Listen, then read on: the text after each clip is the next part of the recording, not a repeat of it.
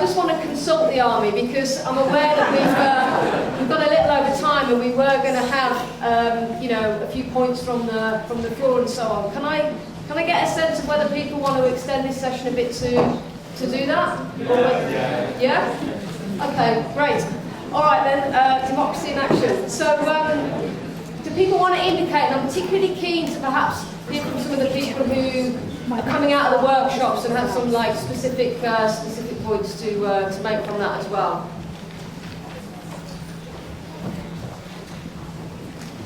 Yes.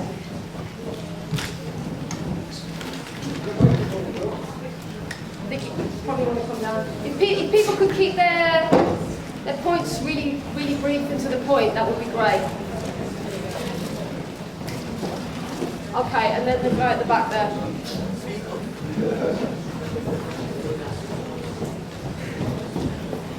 So I was tasked by Kevin, who chaired our session, with talking about this point that came out of our session, which is about the war and dissent. So I'm going to speak about these quite quickly. Several points. We need to reassert and update our opposition to the war on terror, linking it to prevent Islamophobia. We need to reject having the police on campus and prevent officers in meetings. Police off campus is the slogan. We need to combat the propaganda by organisations like Twilliam Foundation, particularly on campus. We need to ensure that Palestine and the right debate on Palestine are central to our rejection of prevent. We need to provide tools to support lecturers and teachers to challenge prevent. We need to learn from the alliances that fought in Section 28. And lastly, and this was Kevin's own point, which he added in separately, we need to be recording the effects of prevent, including in particular the training that people are getting by sending that information into Netball and others to make sure we have a bank of incidents of how prevent is working. That's it. People keep their hands up. Yeah, just partly a report back on the building the communities session. I can't do justice to all the discussion. We had Waltham from Waltham Forest Council of Mosques, which has boycotted Prevent, which was a really important step. We had Green Councillor from Islington and from the National Union of Students. One thing I want to say is really my thoughts when we finished. See, I think they're in trouble, despite the pernicious nature of the offensive, when you see people take a stand with determination and with principle, like Suleiman Ghani, like Ifat Shahin Smith, they start to get exposed and they have to back off. They don't back off from the whole project, but it starts to expose their weakness. We have to translate that on the ground by uniting the student on the campus who's fighting Prevent there, comes home to the community where their siblings going into a school where Ofsted are trying to drive Prevent through, with a teacher who's trying to resist through the union. And we need to bring those forces together to undermine the narrative, increasingly to build up the resistance to Prevent and the confidence, and to dispel the confusion around the narrative, but then ultimately to make it unworkable and to finally bring it down and make sure it's withdrawn and fulfil those resolutions that are starting to come through at union conferences. But that needs to be translated concretely on the ground with alliances of all those forces, touching on every act of resistance and trying to generalise it.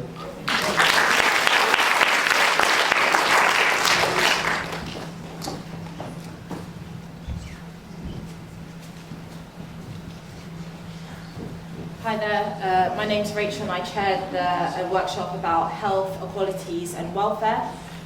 So our speakers were GPs and psychiatrists, but there are lots of people who attended the workshop who had been touched by Prevent in some way.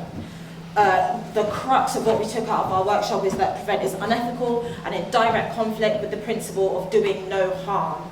It goes against the Hippocratic Oath, and it is not compatible with providing a health and welfare service or health and welfare communities that can thrive.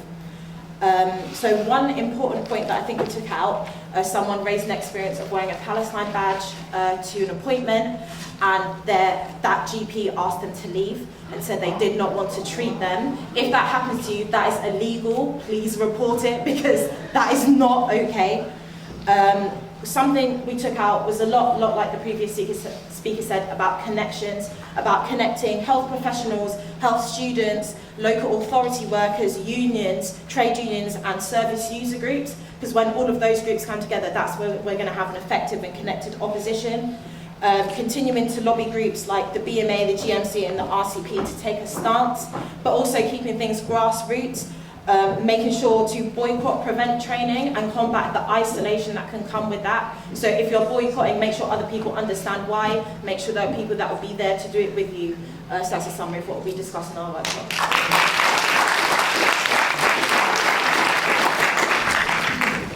Hi, good afternoon. I was in the Legal Strategies and Know Your Rights workshop. I'd just firstly like to say, I'm actually an ex-teacher, and I left the profession because I didn't want to be a part of the prevent agenda. It took a lot to do that. Not under the circumstances of a surveillance state. I come from a background myself where I know what it is like to be under a surveillance state. My phone was tapped, my family's phone. My father was prevented from travelling and working abroad and resettling because of the politics of the time. So, in our workshop, we discussed, a lot of this has been covered already, organising and mobilising and campaigning within our communities, making sure we don't stand alone. So, networking and building capacity for coalitions. 2, using the law in creative ways. So, looking at how we can stand against the prevent agenda, against Channel, and against all the facets of Channel by using the law, because that is the tool that we can work with to challenge this and to change it. Number 3, building networks. Well, I think that's already been covered by bodies such as public bodies and all the teaching kind of areas and educational areas. Youth clubs. I can tell you I volunteered for a youth club a few years ago, and the manager told me there, I won't tell you what borough it is, but the manager told me there she had been approached by security staff and said, we're happy to give you money, quite happy to give you funding, as long as you give us names in return. She refused. So we're looking at, the ethics of people on the ground, on the front line, dealing with these services in a climate of cuts and more cuts that we know are to come. These people stand up for what is right when it counts. Number 4, solutions for teachers. So looking at where teachers cannot just be left to stand alone, to stand up against prevent, against it being within a safeguarding banner, through their training and it never being challenged. I've been in that position, I know what it's like. We also looked at ensuring that people's rights are actually told to them and given to them through leafleting and also other forms. And then the last aspect we looked at was actually boycotting through public services, having a day of a boycott where public services come out. So, if the junior doctors can do it, why can't we? Thank you.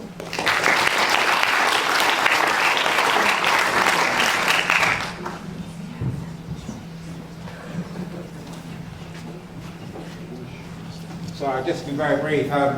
My name is Alex, I'm the convener of NUS London, and I just wanted to first extend our greetings to this conference, and particularly our greetings to Goldsmiths Student Union, who's held it. We're going to be having our area conference in July, and one of the main things we were talking about is how we can mount a campaign in London around prevent. We want to really focus on building a movement of students around specific campaigns, so we actually start to win victories, because I do agree, this is something we can win, like the struggle of the women in Yasser, etc. We can win this struggle, and we need to fight, but we do need to mobilise the movement, and it's the students who are going to lead that. So we're going to be working out which areas we can target where event is being implemented that we can mobilise to defeat it in London. So we'll just send our work to this conference.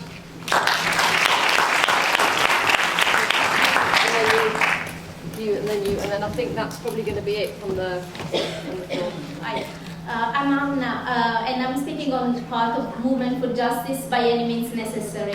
I'm a proud member of Movement for Justice, which is a civil rights and immigrant rights organization that's been fighting and is fighting for equality by any means necessary. And we have been seeing the criminalization starting from our immigrant community and asylum seeker and refugees put in detention center right here in the UK.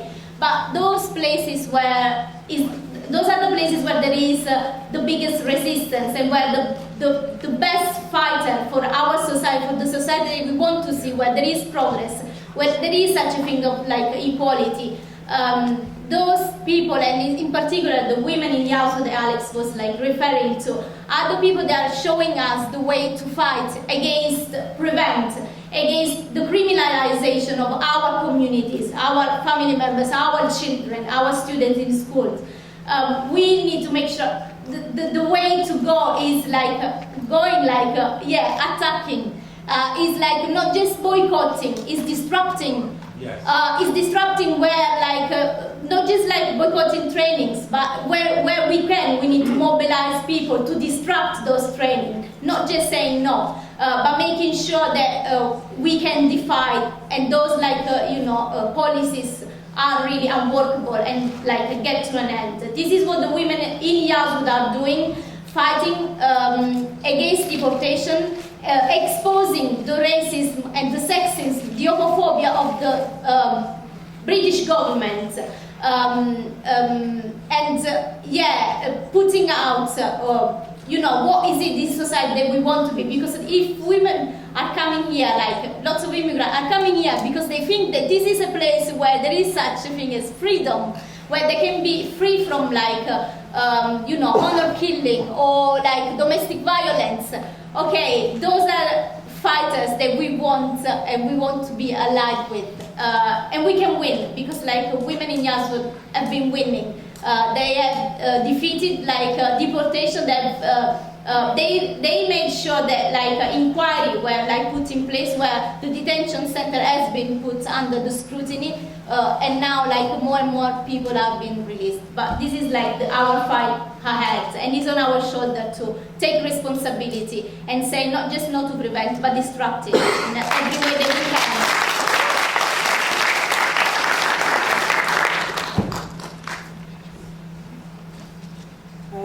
I'm Patricia McManus, and I took some notes from the Assault on Learning session this morning.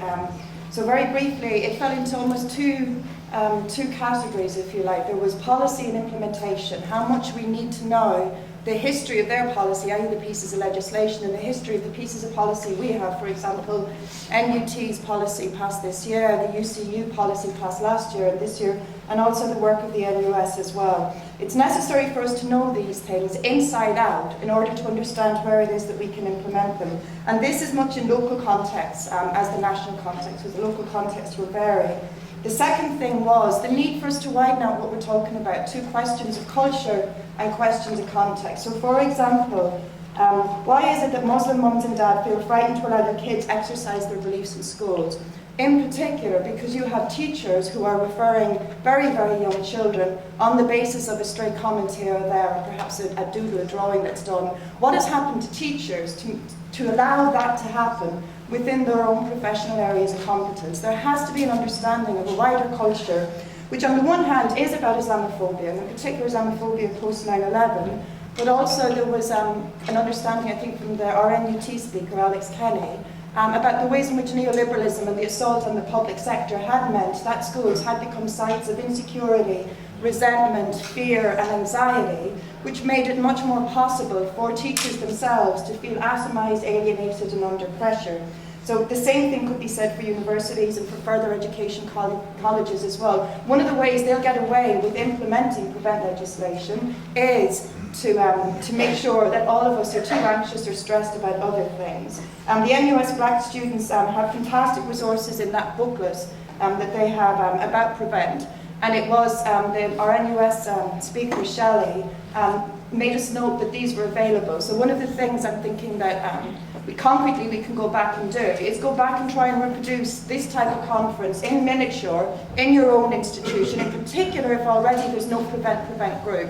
Use the NUS Black Students booklet. It's bigger than a booklet, it's just more detailed than a booklet. There's a lot more in it than a booklet. It's a fantastic resource and we need to use it. The same thing goes for the UCU policy. It's available on the website. For the MUT policy and guidelines, that's available on the website too.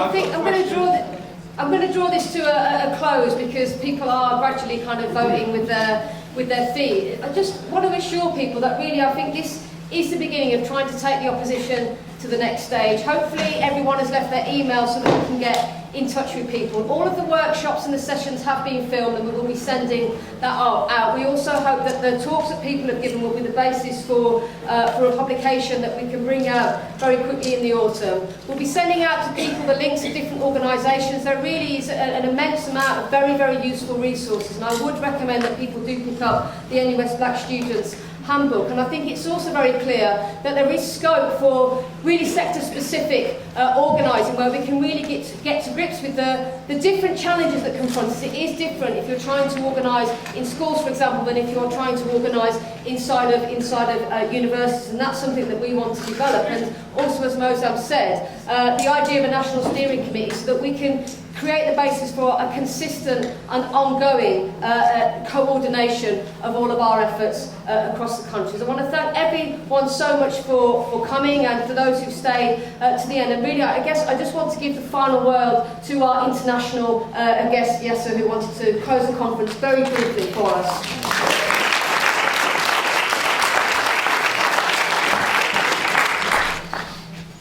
Thanks again, and since I'm the foreign speaker, I will be the one disrupting the party. What I heard so far is great, that people are looking forward for coalitions and to bring down Prevent.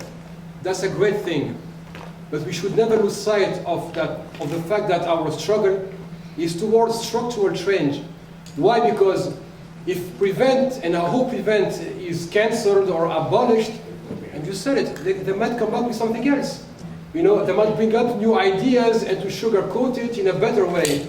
We shouldn't forget that the struggle here, begins, of course, with Islamophobia, Prevent, state of emergency, Guantanamo, and I don't know how many are left there.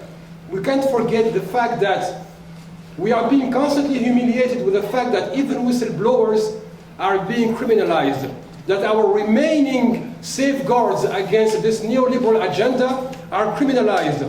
Don't forget of what's happening to Assange a few miles from here, or Manning away in the US, or even Snowden in Russia, or the fact that every single person at Cage, for example, who stands against the Cameron administration is completely criminalized. This is something that should raise a serious concern that the prosperity of the neoliberal agenda requires repression. It comes with it, because you have rising inequalities, massive corruption, massive privileges for a tiny few. So, to maintain the status quo, they need repression. So I look forward that this does not constitute an event among others, but just the beginning for, who knows, maybe a counter-revolution, who knows that?